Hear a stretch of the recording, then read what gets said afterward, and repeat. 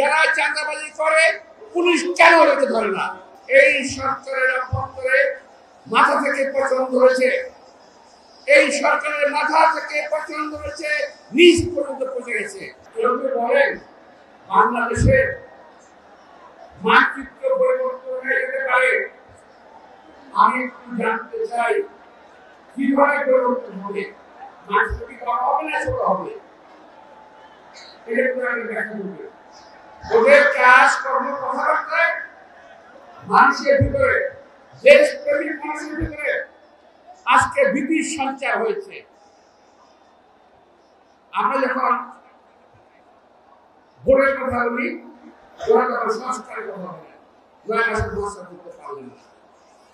আমরা যখন কাজের কথা বলি, তখন ওরা অপকর্মের কথা বলেন, আপনারা শেষ করতে পারবেন না, আপনার কোনো কাজ শেষ করতে পারবেন না।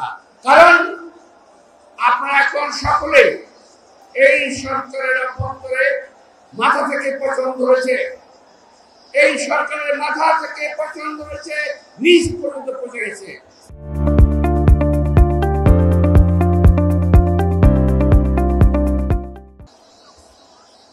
এই সরকার যদি এইভাবে চালায়, আরো আওয়ামী লীগ যা কিছু করেছে তার থেকে অনেক বেশি ক্ষতি হয়ে যাবে।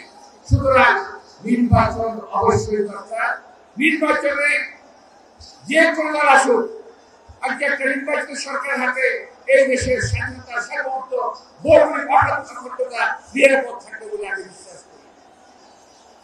আমার প্রিয় তরুণ ভাইরা, আমি আগেই বলেছি, আপনাদের বয়সের ছিল, আপনাদের বয়সের সময় আমি মুক্তিযুদ্ধ করেছি, আপনাদের বয়সে আমরা বিএনপিকে বারবার ক্ষমতায় এনেছি।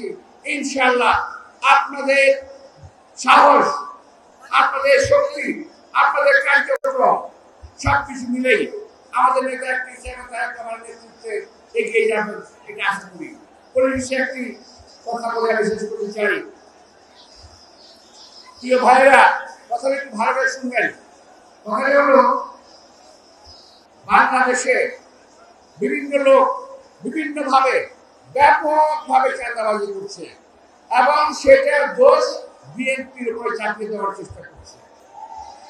আপনারা খেয়াল রাখবেন, এই ধরনের কাজকর্ম যারা করে তাদেরকে অবশ্যই প্রতিহত করতে হবে। এরা বিএনপির দুর্নাম করছে ইচ্ছাকৃতভাবে। আমরা তো আগেই বলেছি, যারা চাঁদাবাজি করে পুলিশ কেন ওদেরকে ধরে না?